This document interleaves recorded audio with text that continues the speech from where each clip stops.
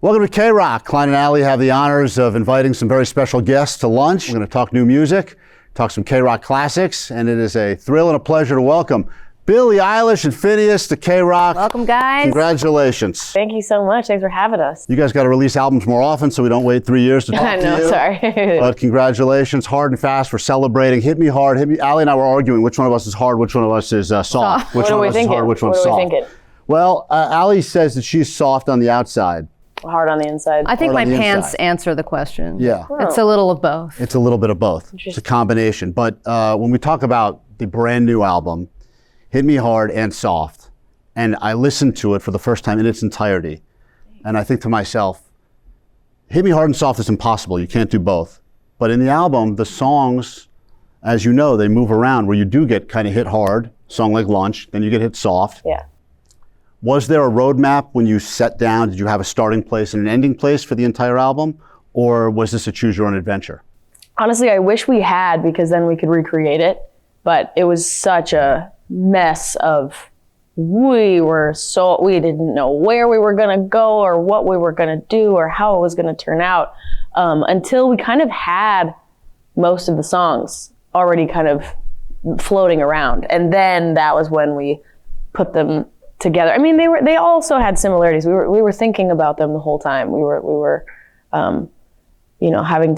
thinking about like calling back and having some lyrics on some songs that like refer to other songs or melodies that refer to other songs. But we didn't have like a plan of like, this is going to be this and this is going to be this. It kind of just happened, which is like frustrating because I don't know how to do that again. It just was so natural. Well, I mean, you're kind of not supposed to be able to do it again, right? You just do it differently. And this album does hit different, like every album should. And it also kind of doesn't really fall into alternative format or a pop format. It's kind of all over the map. And that's kind of how you've always worked, right? I mean, you say you've never really thought of genre as a thing. Yeah, I mean, I was just talking about this like 2 seconds ago.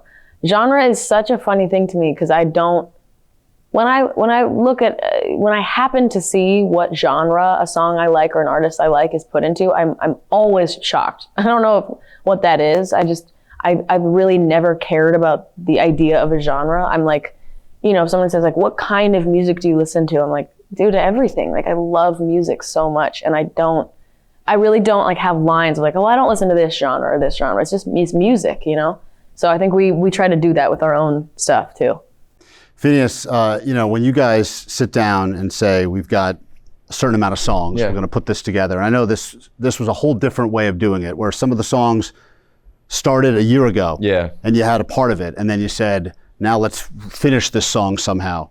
And you had an interesting approach, I think, in the producing of this. At least I heard rumor that if things started getting messy or things started getting like, I can't do it anymore, you'd say, let's just take a break on this one. Yeah, I think it was, messy, sub that in for like, if I wasn't feeling inspired anymore, if we were feeling like the momentum was slowing down a little bit, we'd just kind of like get up and walk away, change gears. We'd like maybe go on a hike or something, or just start something completely different. I think it was about sort of like always feeling as kind of engaged as possible. I think sometimes as a producer and as a songwriter, it feels good to finish something, and sometimes you have a great little chorus or great verse and you think, let's just write a bridge so that the song's done. And I think it was an effort on this album to be like, if we don't have a good idea for a bridge today, let's write a bridge next week. And I really feel like we were super rewarded for it, because songs like The Greatest exist where, we came back to that song a week after starting it, and Billie was like, I think we should write a bridge for this. And then we had this whole fresh idea because we were approaching it on a different day with different circumstances. And there's just no way we would have written that bridge. Well, and that bridge then became like the throughout the melody of the album. And I know you're not supposed to play favorites, right? And ideally you'd like people to listen to the album from the beginning to the end, because that's how it was released. There was no like, here's a leak, here's a single early. It was everything at once. But do you have a favorite song on the album? I have so many connections to, genuinely, I've been asked this multiple times, and I don't. I truly don't. It's like picking a favorite, kid. I really am like, I love them all so much individually. They're such completely different they're so different to me, and they mean so much to me, and I really love all of them. So boring answer, but genuinely, no, I love all the songs. What about you? Same? I think if I were gonna give an answer, like The Greatest was a really important like process. Like us making that song meant a lot to me. It was a big sort of like hurdle that we crossed in the process of writing all these songs. That was a song that I felt like we'd been sort of looking for a long time. For sure. So I want to give love to that song, but I agree with her on all the rest. Well, and favorites can change, right? You can Absolutely. have a favorite of the day, of the week, and my current favorite is Lunch. Nice. For me, it's a gay anthem. For Klein, it's a lunch anthem. Yeah. But I mean, that's the point, right? Is that it's kind of open to, you want it to be open to interpretation. You want people to find all kinds of different meanings in all the tracks. Yes, 100%. That's art, you know? That's music, and any kind of art in any form is just like, it's all interpretation. That's the whole point of art. You know, it's really, nothing should ever be like shoved, you know, it should all be like, here it is, you know, take it or leave it, do what you will, you know. And I think that with this album, I was actually just talking to a friend yesterday about it, because we were talking about a song on the album, and he loves the album, and he was like, I said something about, oh, well, that song is about this, and he's like, I thought that this song was about this. And I was like, let's stop then, because I want you to keep feeling like that. Because even if we wrote something with our own, you know, situation, whatever we were writing about, like, I want other people to take it and think of it in their own way. I think that's the coolest thing. We were playing a show at the Forum a couple years ago, and a person came up to me in the like after party area, and they were like, I love that song, Your Power. Can you tell me what this line means? Because it was pretty ambiguous. And I told them what the line meant, and they looked so let down. And they were like, I thought it meant this. And I was like, great. Like, that's, then it means that. It's ambiguous. Like the whole, you know, that's fantastic. And I was like, please don't walk away thinking that you were wrong. Like, you were right, if that's what that means. But it's also like the desire to know, right? Everybody loves and hates something ambiguous. Because they're like, just tell me what it is. I want to know if I'm right or wrong. I know, everyone wants the answer. If they were like, I don't like that song, I don't get it, what does it mean? I might explain it. But the fact that they liked it and didn't know, I was like, then great.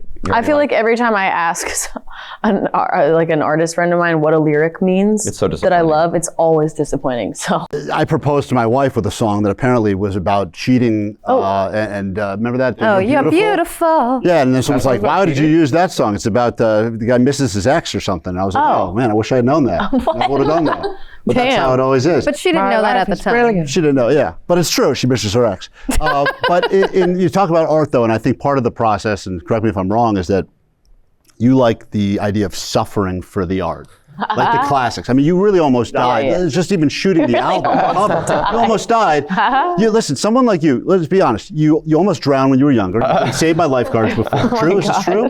And now, is that true? Not really. Almost. It felt like I was going to drown. I don't think I was actually in danger, but it definitely. The YMCA? Where were you at? No, I was just in the ocean. Oh, I see. And I did have to get saved by lifeguards, but it's all good. I wasn't going to die, but definitely water is a scary thing for me. And you decide, I'm going to jump into a tank of it with weights on me and clothes for hours and waterboard yourself just to get the proper shot for the album cover. Yeah, that was crazy. I will say though that in that at that shoot, I was in no danger of dying. I had so many people making sure I wasn't going to die. I mean, it's not even like I have to suffer for the art. It's just that the art has to be exactly right, and if it requires suffering, then all the better. Is kind of the idea. Like I don't know, it makes it feel real and like worth it. And I just, mainly the thing is, I don't like only think of things that are going to be hard. I'm just like, what would be really cool? And then I think of it and then I'm like, guess I am going to have to be underwater for 6 hours with the weights on me. Like if a song comes out easy, then you like stub your toe on the way out the door just to feel a little bit. Yeah. I love to feel something. Yeah. Now that the album's out, FINNEAS, I know you say with albums you try not to ever read the comments or feedback about it. How do you even do that? Like it's everywhere, you know? How do you go out of your way to... It's hard for this one. This is unavoidable. Especially because it's been a few years. Yeah. I've definitely, accidentally seen stuff. I think number one, I don't go looking for it. I'm not searching new album reviews or something. And then if I do see if it's somebody that's very obviously a fan of the work and in the ethos, like that's it's very meaningful to see somebody talk about the things they love about the record. If it's somebody sort of being like, if it's clear on TikTok or wherever that somebody's about to say a bunch of backhanded stuff, I just scroll. Same. Because that's fine, that's for them, but you know, that's their opinion, which is fine. But you're right, it has been, you know, we're very fortunate. It's been very saturated. So I have definitely seen what people think of it. Well, we have all the comments here. We thought we'd go through. Yeah, and they're all pretty good. Okay, so here we go. Billie Eilish FINNEAS with us right now. It's lunch at KROQ celebrating Hit Me Hard and Soft. And you guys have a tour that has been announced. Obviously, the Forum shows sold out instantly. You're used to that at this point. I'm pretty sure all the dates have.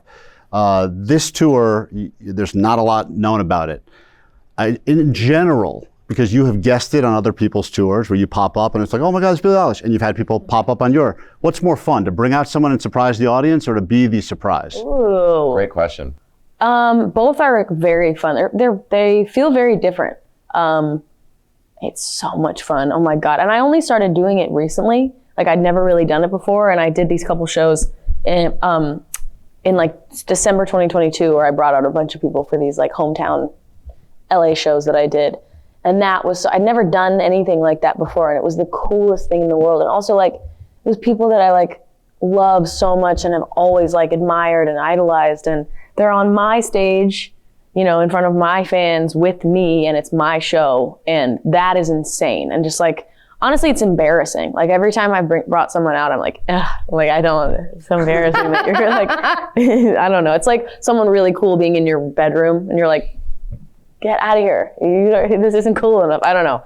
But it's the coolest thing. It's also the coolest thing. And then going to perform with other people on in their show is so cool and special. Well, especially somebody like Lana Del Rey, who you're a huge fan of. I know. Then, you know, you that were was just able to join her it was in nuts. Coachella. It was just ridiculous. Yeah. I'm so, it's the coolest thing. Every time I've been asked, I'm like, really? Really? It's really exciting. It's really cool. As you embark on this next tour, I have to ask you the most important touring question. What is the best tour snack? Ooh. A road snack that you have to have. I feel like it's going to change. I feel like it's been things in the past, and now I eat gluten now, and I wasn't eating gluten for all right. years. That's big. That's really big. Headline, get ready. I know. But so I feel like it's going to be a lot of bread. I don't know. Bread is just so good. Isn't it great? Anytime, any place, I will eat some bread. But now that you've said that, you're going to have people throwing back. I know. That's always how it goes. But I don't know, a good tour snack. I mean, I feel like I love chips and salsa. I mean, that'll always do it for me. Hit Me Hard and Soft is available. We've been playing some of the songs on KROQ. Obviously, Lunch, as we said, probably universally favorite. I'm a fan of Blue, which is kind of a big conclusion. And I'm not a classy guy. I would imagine this is almost what an opera would feel like. Did you have any thoughts of that? There's certain KROQ artists that have been able to pull off this opera feel. Green Day has done it successfully. Yeah, true. Yeah. This is a very opera feel in the crescendo and the big build. Mm-hmm. Do you hear it that way? I love that you said performing that. it that way. You've got strings, you've got quartet, you've got a lot of stuff. Right, a lot of vocals.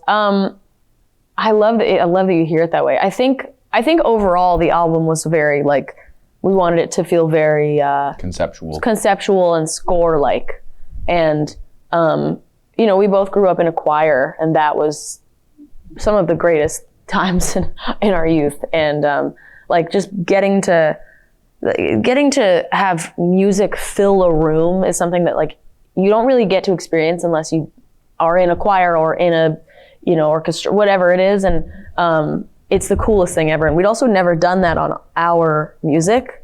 And so to bring in the quartet that we brought in, and then to bring in all the musicians, and you know, we went so hard on like all the vocals and all the layering, and he killed it with the production and everything. And yeah, I think that it's a great thought that it feels like an opera. I feel like it feels like a big piece of, I don't know.